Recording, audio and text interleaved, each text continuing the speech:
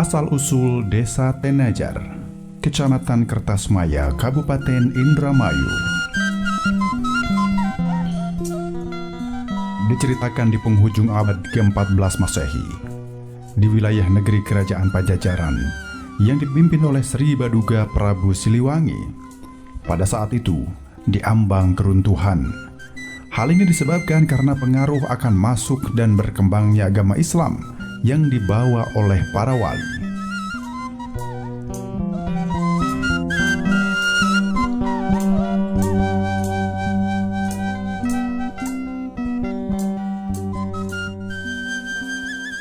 Oleh karenanya, beserta para pemimpinnya meninggalkan negeri Pajajaran karena diperkirakan dirinya akan mendapat malu karena tidak mampu menandingi kesaktian para wali, terutama Syekh Syarif Hidayatullah atau Sunan Gunung Jati.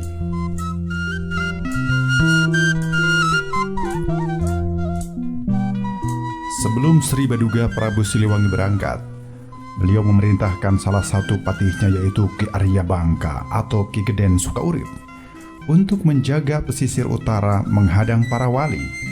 Selain itu, ada patih lainnya yang bernama Begawan Juwana beserta anaknya Raden Kangka Jawata.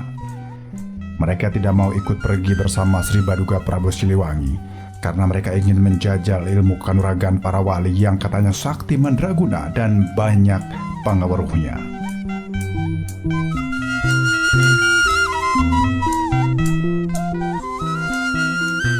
Pada suatu saat, waktu Pangeran Juwana mendengar bahwa di Pedukuhan sebelah selatan telah berdiri perguruan Islam yang dipimpin oleh Pangeran Walangsungsang, dan perguruan tersebut dikabarkan telah banyak memiliki murid.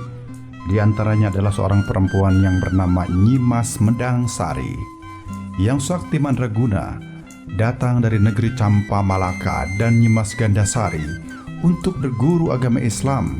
Dan karena kesaktian kedua wanita tersebut, diangkat menjadi senopati di perguruan tersebut. Sebenarnya, Nyimas Medang Sari pernah pergi dengan sepupunya, yaitu Syekh Jabaranta, muridnya Syekh Lemah Abang.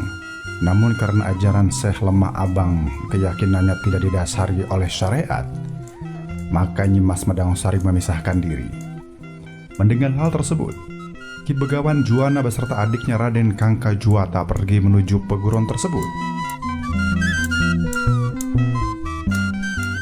untuk menjajal kesaktian para pengikut agama Islam. Namun sebelum sampai di tempat tujuan, Begawan Juwana dan bertemu dengan Nyimas Medang Sari dan Ki Arya Bangka terlebih dahulu. Mereka telah ditundukkan oleh Mbah Tenajar Cirebon yang kemudian memeluk agama Islam.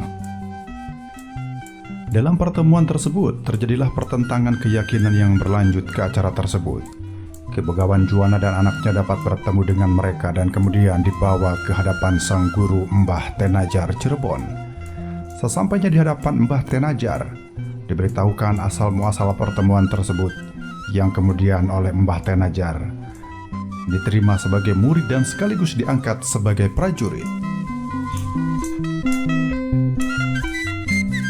Dalam perjalanan menyebarkan agama Islam, Mbah Tenajar Cirebon mengalami hambatan dan tantangan.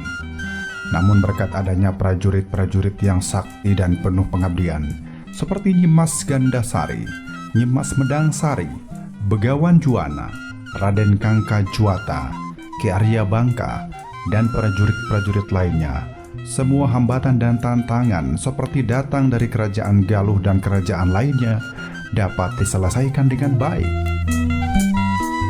Cirebon sebelum menjadi sebuah negara berbentuk kesultanan, sebelumnya sebuah pedukuhan yang dipimpin oleh seorang yang bergelar Ki Ageng Pengalang-alang. Meskipun hanya sebuah pedukuhan, namun pedukuhan tersebut sudah dikenal di seluruh wilayah Jawa dan lebih dikenal setelah kepemimpinannya ditunjukkan oleh Raden Walangsungsang atau Mbah Tenajar Cirebon, yang dibantu oleh istrinya Nyimas Endang Gelis, mampu memajukan pedukuhan tersebut dengan mengolah pasaran atau grage atau terasi dan cai atau air rebon atau udang kecil. Di samping memajukan warganya secara ekonomi, Mbah Tenajar Cirebon berencana menjadikan wilayahnya sebagai sebuah negeri yang warganya menganut agama Islam. Rencana tersebut baru terwujud setelah datangnya Syekh Syarif Hidayatullah dari negeri Arab, yang kemudian dinikahkan dengan putrinya yang bernama Nyimas Pakungwati. Dengan kehadiran Syekh Syarif Hidayatullah atau Sunan Gunung Jati ke tanah Cirebon, maka Kesultanan Cirebon semakin kuat dan berwibawa.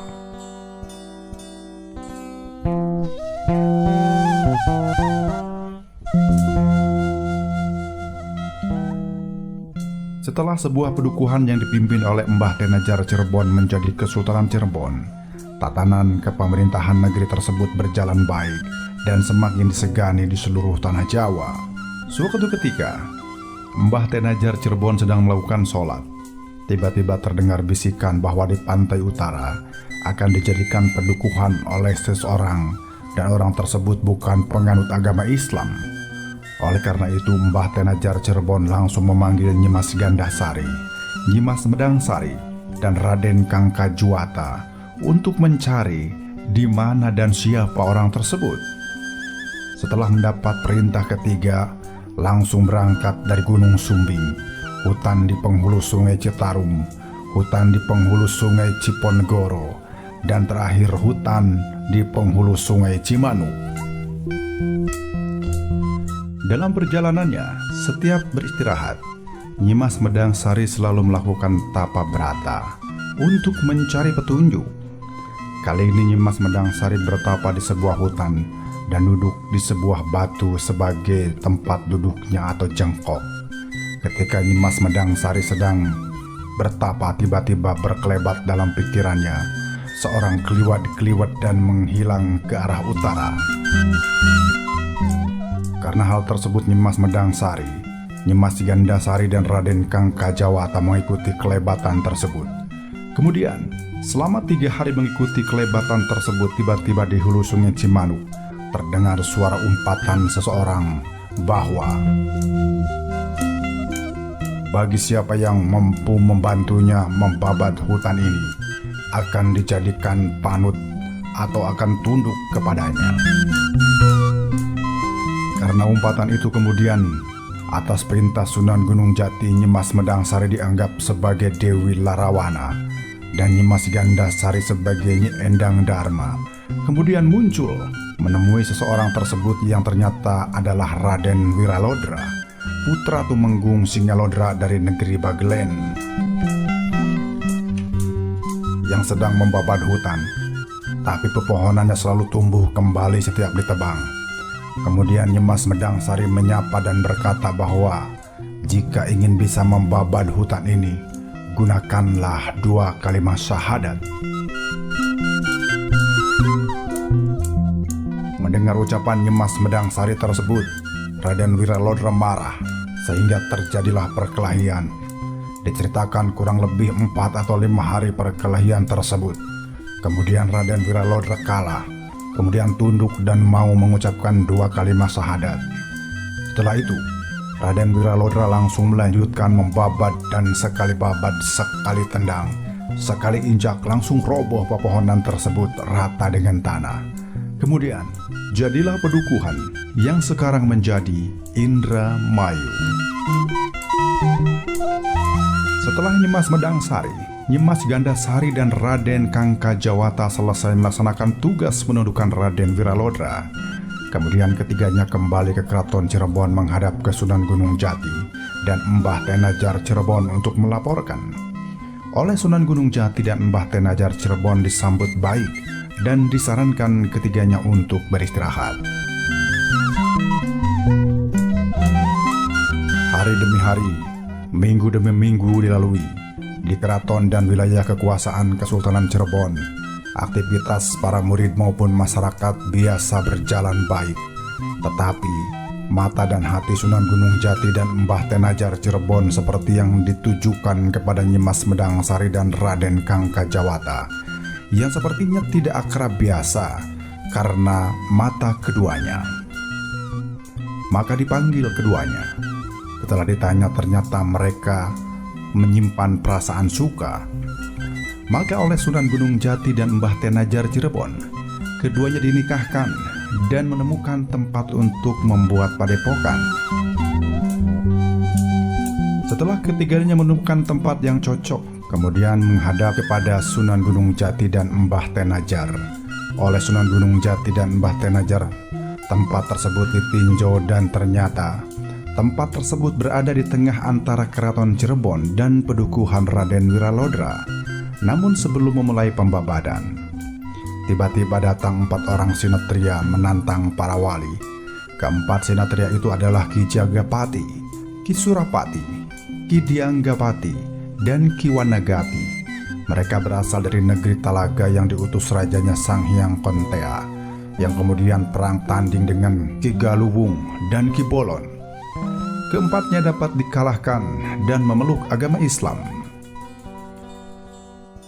Setelah keadaan aman, maka dimulailah pembabadan hutan tersebut yang kini menjadi desa Tenajar. Tenajar asal kata dari tanah bekas kerajaan Pajajaran atau tanah Pajajaran. Maka untuk mengenang mereka, maka keduanya dianugerahi gelar Raden Kangka Jawata, dianugerahi gelar Ki Gede Tenajar, dan Nyimas Medangsari dianugerahi Nyimas Tenajar. Setelah beberapa waktu sejak tahun pembabadan desa Tenajar, Nyimas Tenajar yang sepuh wafat dan dimakamkan di Gunung Sembung, bagian pemakaman Gunung Jati South ke-7. Beberapa tahun kemudian, Raden Kangka Jawata atau Ki Gede Tenajar pun wafat dan dimakamkan di Gunung Sembung bagian Pamungkur, komplek makam Sunan Gunung Jati. Demikian asal-usul desa Tenajar, Kecamatan Kertasmaya, Kabupaten Indramayu. Wallahu alam.